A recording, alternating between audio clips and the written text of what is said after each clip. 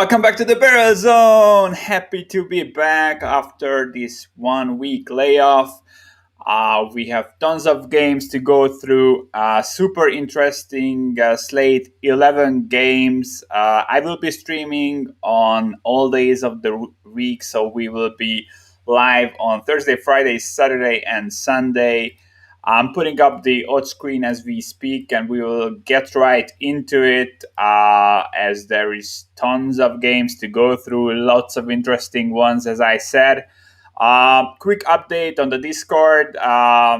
If you can and you want to tell my plays, you know where to find it, patreon.com/the Barrel Zone. The MLB future bets are up. We have been doing great on those in the last few years, so I think it's probably the best time to join the Discord before the MLB season starts. I also started posting NBA Top Shot content pretty recently. That will be a thing going forward.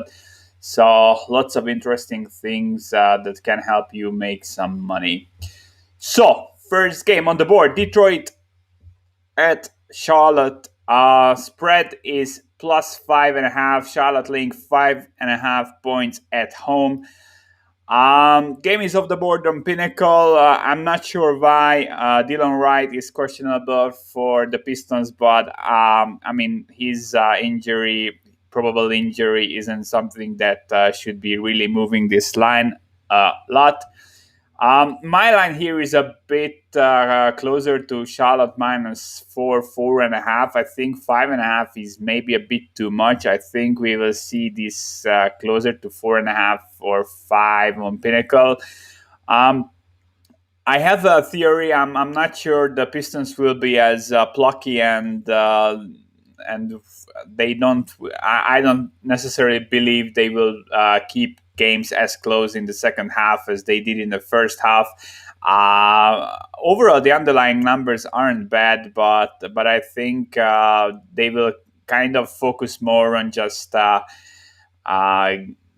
getting these young guys to play together, try out some new stuff, and I don't think they will be really going for the W here. Pistons are just 4-16 on the road. The Hornets are 1 win off the 500 mark. So if they get this W tonight, they are back to 500. I like what I saw from the Hornets before the break. Going into the break, they were grading as one of the better offenses in the last 2 weeks. Yeah, so 2 weeks before the break, they were a top 10 offense, both in effective field goal percentage and in points per possession. I mean, they are also kind of setting up well here against the Detroit team that has a terrible perimeter defense. They are easily bottom 10. Hornets are holding on to the fourth highest field goal percentage from three-point range. Also, they will have a rebounding edge here. Charlotte is just league average in offensive rebounding, but the Pistons are the fifth worst in defensive rebounding. Overall, I mean, while the Hornets have been looking kind of decent going into the break, they had a 119 offensive rating, as I said, the sixth best in the league. Pistons held on to like a minus 10-point differential on average through the same stretch. With no incentives, I'm staying off this game really. First game back from the break, I'm really only touching games where I feel I have a strong edge. That's really not the case here. So yeah, we will be going on to the next game. Brooklyn Nets hosting the Boston Celtics. This is an interesting one. KD out for the Nets still. Blake Griffin got traded to the Nets. He won't be playing here, and Green and TLC are all both questionable. So yeah, the Brooklyn front court, I have been talking about this. They are just a super thin front court to start with, and now a couple of guys are out or questionable. If there is a matchup where it won't matter, it might be this one against the Celtics, but I still don't like the matchup, to be honest. Smart is back for the Celtics. He will be on minutes limits for a while. That's something you have to factor in. I expected the Celtics to wrap up the first half with a strong run. I have been talking about this. They were on I think a 4-game homestand to wrap up the first half, and they went 4-0. I expected at least 3 wins there. They graded as the best offense through the stretch with a 124 offensive rating in those games, which is pretty amazing. Defense is still bad. They graded just 22nd defensively, but if you look through the whole season, they just grade as a league average defense, which is not something you want to that wants to make you back this team against the Brooklyn offense. I tell you something. Yeah, so I'm not on the other end. I don't want to lay points with the Brooklyn team that has such a thin front court now against a team. I believe in the Celtics that they have been playing under their talent level for most of this first half of the season. Celtics have a nice rebounding edge here. They are 30 in offensive and 17th in defensive rebounding, while the Nets are just 21st and 20th. So, yeah, offensive rebounding is surprisingly great. On the other end, we have a couple of notes to support the Brooklyn side. They draw the 7th most free throws. Boston gives up the 4th most in the league. Brooklyn is first in points per possession and effective field goal percentage also, while the Celtics are 15th and 18th defensively. As I said, they aren't a great defense, and I would need probably more points here to back the road dog. On the other end, I really don't want to bet Brooklyn in this spot. Overall, both teams are facing a pretty decent matchup for their offenses, so I could see this being a higher scoring game with neither defense being that good, although I like the defensive effort, what I saw from Brooklyn. My line here is exactly 3. That is what the market number is right now. Flat 3 across the board. Pinnacle has a minus 2.5, minus 114, which is basically a 3. So nothing to do here. We will go to the next game. It's a more interesting one from a betting perspective. Toronto Raptors hosting the Atlanta Hawks. Hawks are 1.5-point road favorite on Bet365. The reason being the Raptors missing multiple players still out. Siakam, Fred VanVleet, and OG Anunoby will all three miss the game. That's 3 starters. Obviously a huge hit. I kind of expect that we see the lineup of Lowry, Powell, Bembry, Johnson, and Baines, which is not something you want to see against the Hawks in this spot. I would be on the Hawks anyway. I like the matchup. Atlanta is 4th in offensive rebounding percentage against the Raptors being 28th in defensive rebounding. Hawks are drawing the 2nd most free throws in the league. Raptors are giving up the most defensively. These 2 stats, alone are kind of enough for me to bet the Hawks. Atlanta is putting up 35% of all their shots from 4 feet within the rim. That's just the 12th most. They have been higher in this list, but they can lean on this in good matchups, and I think this will be a good matchup, and we will see them exploit this. Raptors are the 8th worst defense in field goal percentage allowed in the paint. Also, I'm always saying this when I'm fading the Raptors. You only have to be a good perimeter defense, and you can kind of beat them. They put up the 4th most 3-pointers in the league and at the 7th highest field goal percentage. The Hawks allow the 4th lowest field goal percentage in the league.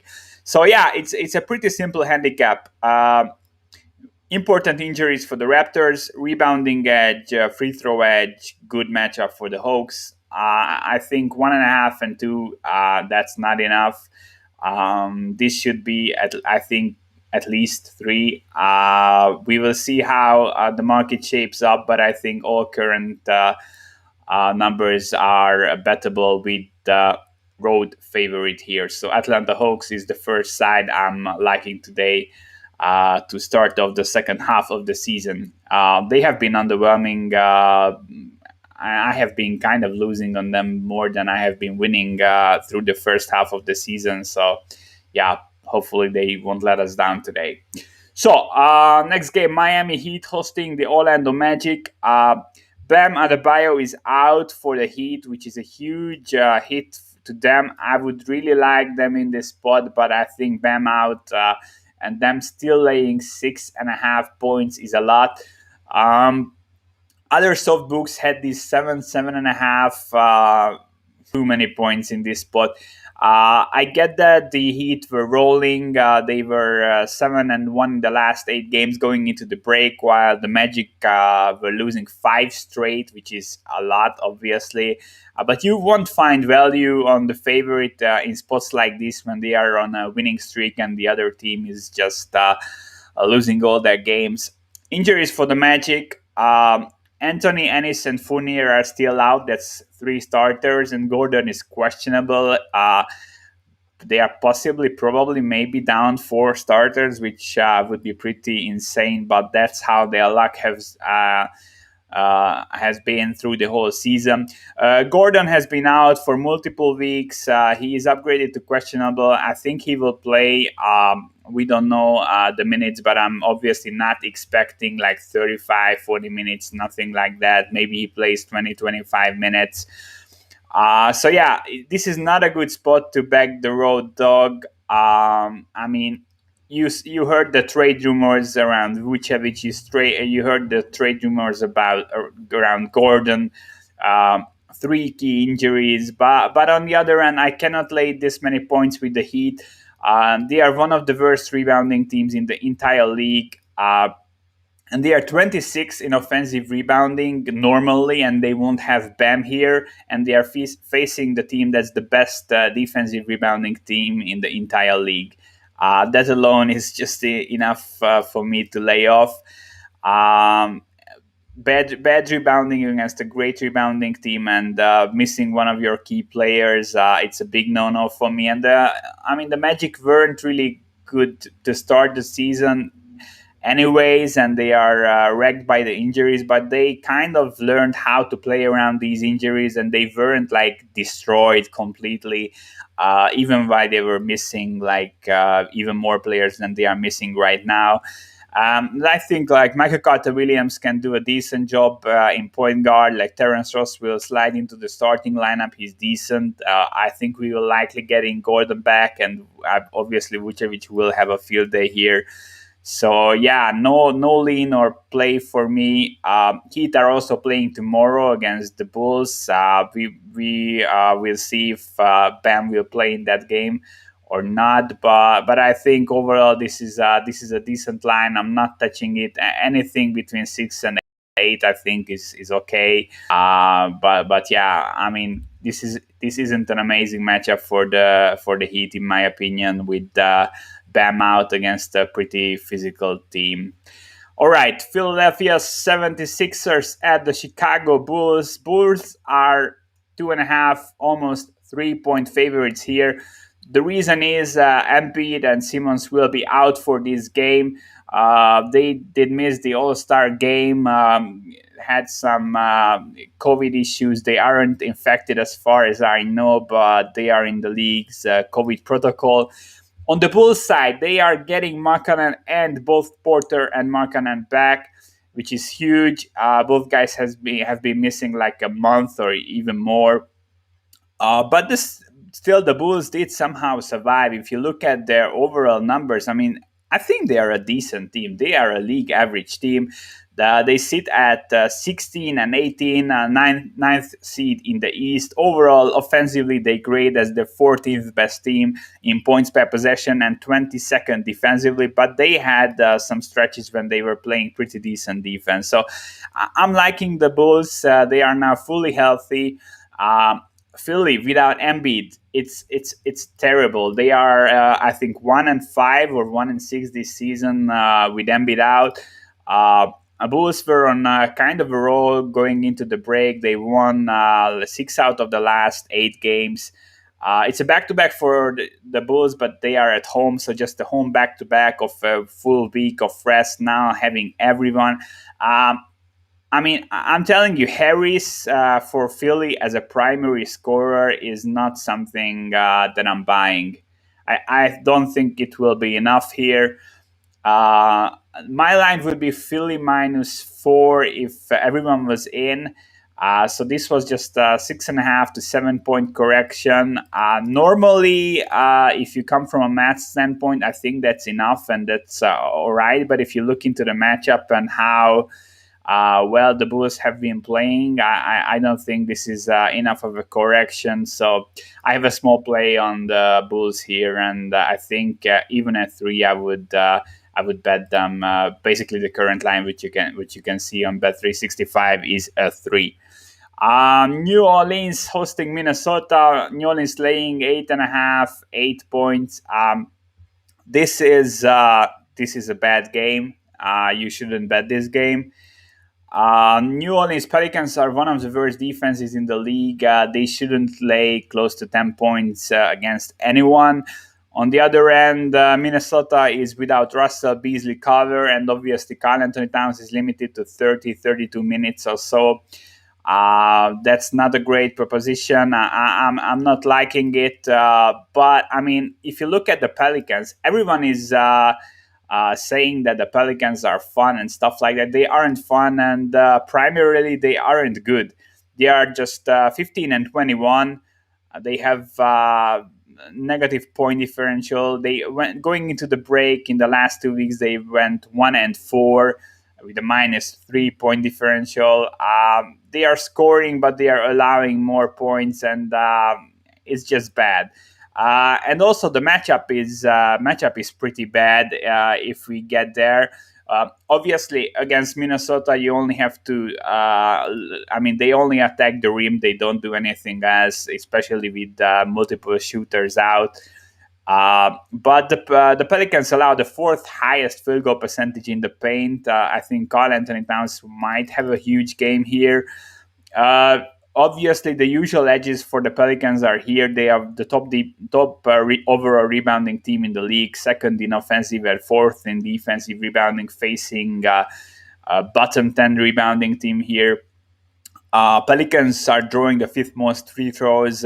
Minnesota is allowing the third most. So, yeah, more than likely the Pelicans are winning this game. But I mean, they are as a home favorite. They are just 2-9, and they only covered this many points when they were laying this many points. ATS they covered once. More than 8 points if they were an 8+ point favorite. So, yeah, it's not a team you want to trust. But on the other end, I think from here on out, Wolves will be tanking like crazy. They are great at losing games, so yeah, and don't get involved. So many great games today. Don't touch this game. Next one, New York Knicks at the Milwaukee Bucks.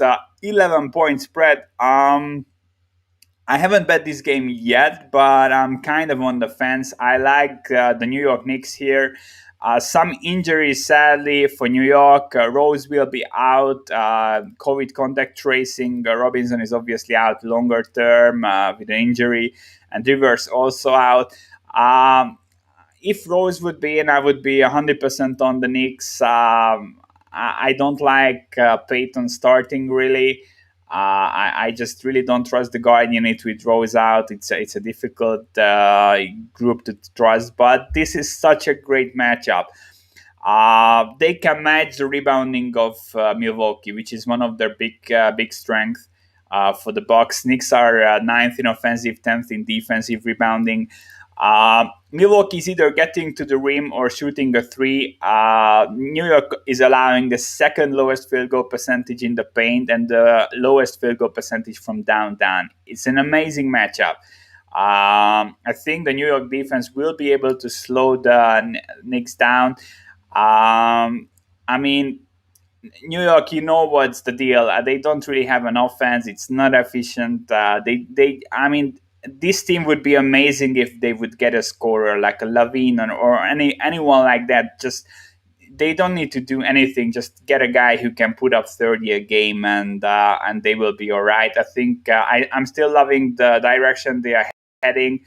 So yeah, this spread is currently at 11, but it was leaning towards going to 10.5. But now we saw some Milwaukee money coming in. If you check the screen right now, you can see that it's flat 11. If this gets to 11.5, I'm 100% betting the Knicks. My line is around 10, even with the injuries. I don't like betting these games coming out of a long break, and the Knicks can always shit the bed. But I mean, this Milwaukee defense isn't great. It was never great. They're great as a league average defense, even worse in the last 2 weeks. And putting up these mid-range jumpers, eighth most in the league. Efficiency is dog shit, but the Bucks are allowing the 10th highest field goal percentage themselves, so it's not like they are great against these. Overall, I think Knicks should be a play. I'm not sure I will be playing it. This is kind of like I'm really liking the Knicks. They are my favorite team, and I'm always looking to back them. And I don't really want to make a fanboy bet, but I think they are the side, and no way I could lay the 11 points with the Bucks. I love them, but this is not a good matchup, and laying 11 points in the first game of long break, I think, is a big no-no.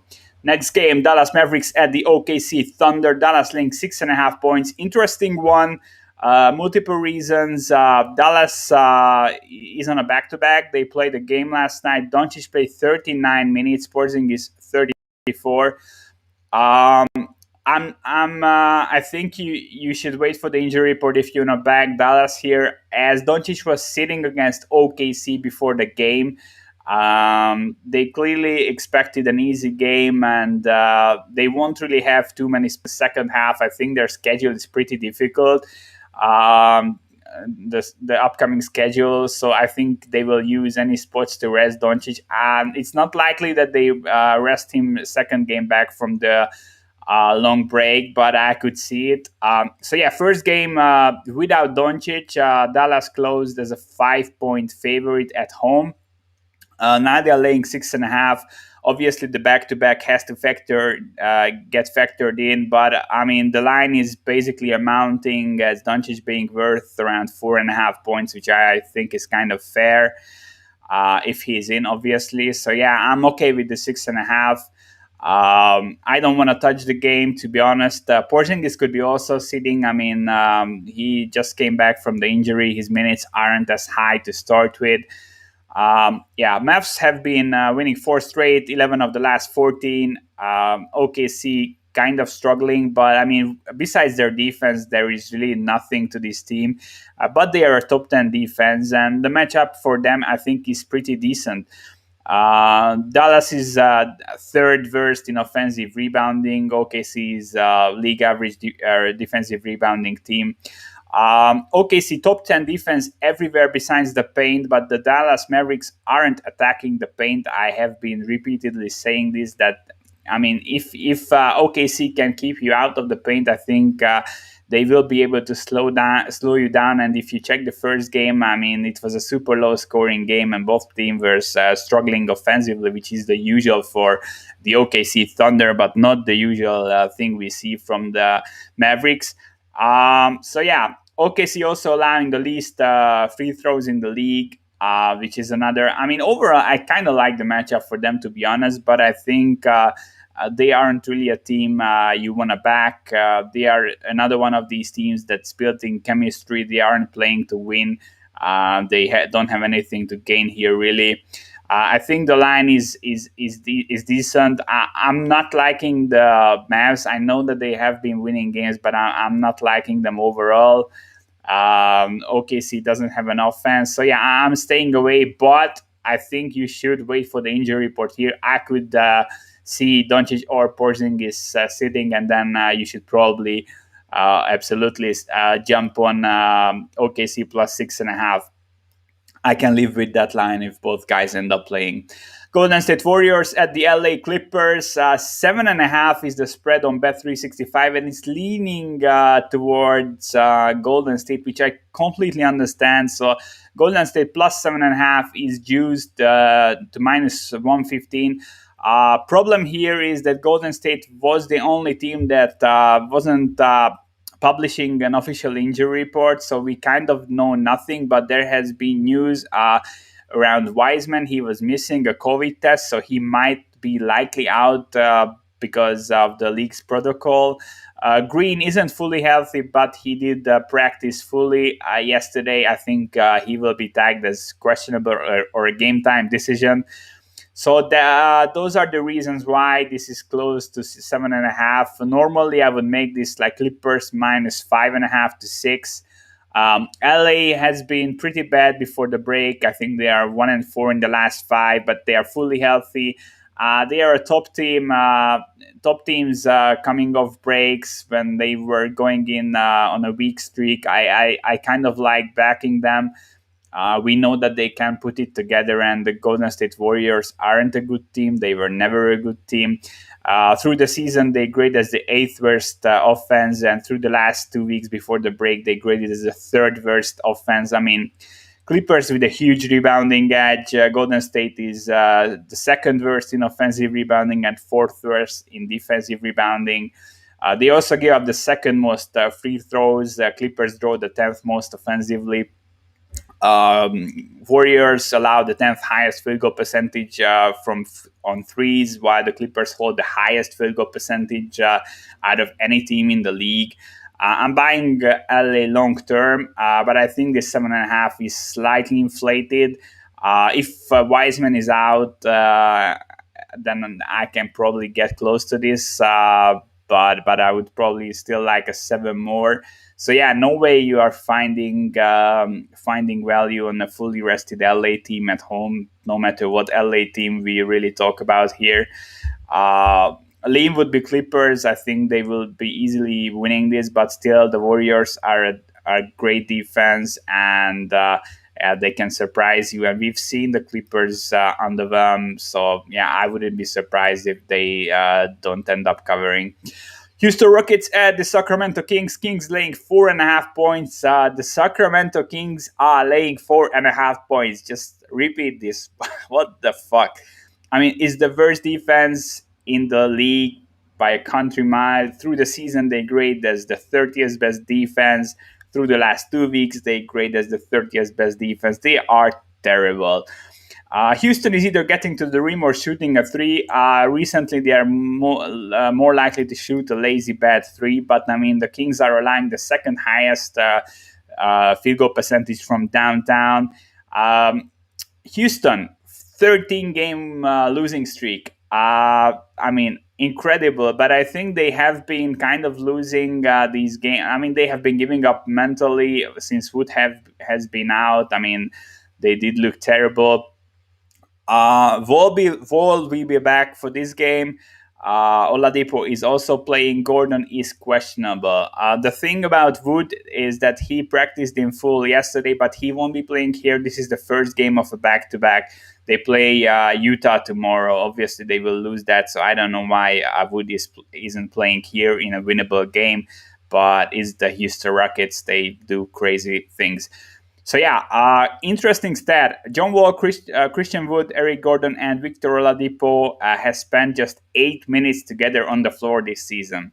Yeah, so I mean, we don't know what's the ceiling or the floor. I mean, we've seen the floor with this team, but I think the ceiling is decent, and they are probably, I mean, a more talented team than the Kings overall. I'm not laying points with the Kings here, and no way. I think just Wall and Oladipo on their own are enough to get the W for Houston, to be honest.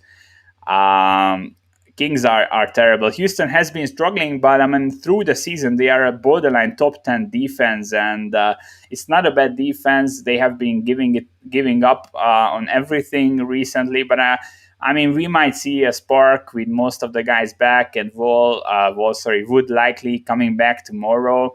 Team will be fully healthy. So yeah, there will be spots I think to back the Houston Rockets. This might be it, to be honest, but I cannot pull the trigger. I'm close to the line myself, but I mean, offensively they have been terrible. Going into the break, they had the worst point differential in the last 2 weeks, like more than minus 20 points on average. Kings will have a huge rebounding edge here. So yeah, if Wood is coming back and he's looking decent in the next couple of games, I will be backing the Houston Rockets for a few games at least. I think there will be spots. This isn't it, but the Kings are terrible, so don't touch the game. Phoenix Suns at the Portland Blazers. Phoenix laying 2.5 to 3 points. That's not enough. Devin Booker is officially questionable. That's the reason why we are getting a bargain here. But GM James Jones said yesterday that Booker had a good day of practice and is ready to rock. I believe Booker will play. Phoenix should win this one easily. Obviously, the Blazers still without Nurkic and CJ. They grade as the third worst defense in the entire league, averaging allowing 117 points per 100 possessions. Phoenix grading as the eighth best offense, fourth best defense in the league. They were going into the break with the top point differential in the last 2 weeks, plus 14.8, pretty decent. I always say against Portland, similar to the Raptors, if you can defend the threes well, you will be beating them. They are putting up the second most three-pointers in the league at the eighth highest efficiency. Phoenix is a top three three-point defense, bar none. I really like the perimeter defense. This is just top to bottom a great matchup. Suns top 10 in mid-range shots and top 5 in corner threes. Portland grades 25th and 30th against these defensively. Overall, the Suns offense is 8th in points per possession and 6th in offensive effective field goal percentage. Blazers defense grading 28th and 24th. I think the Suns defense matches up really well against the Portland offense, and on the other end of the floor, it's a super mismatch. I'm closer to like Phoenix -6 here, at least 5. I think even at 4, I think this is a bet for me.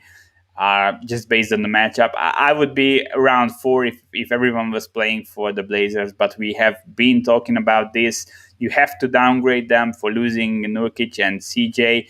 Yes, they have been performing good, but they have faced one of the easier schedules in the entire league.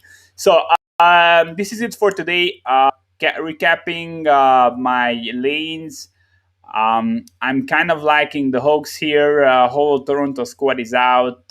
Overall, an amazing matchup. I think this price is really good.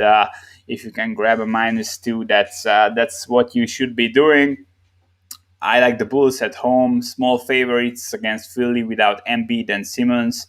Philly without Embiid and Simmons is a bad team. I don't really have anything to add to that. New York Knicks getting 11 points is a strong lean of mine. I might be playing this. I'm not sure yet, but I think this line is off by a point or so.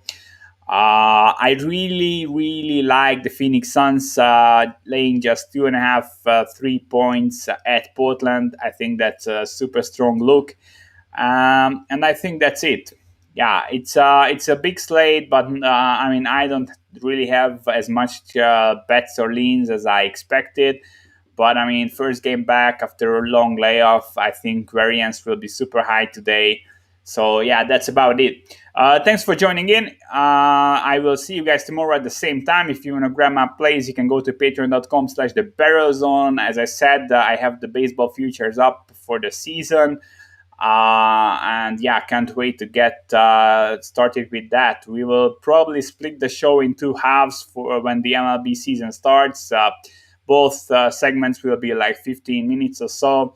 We'll speed everything up and we'll try to give out more content for you guys. So thanks for tuning in. See you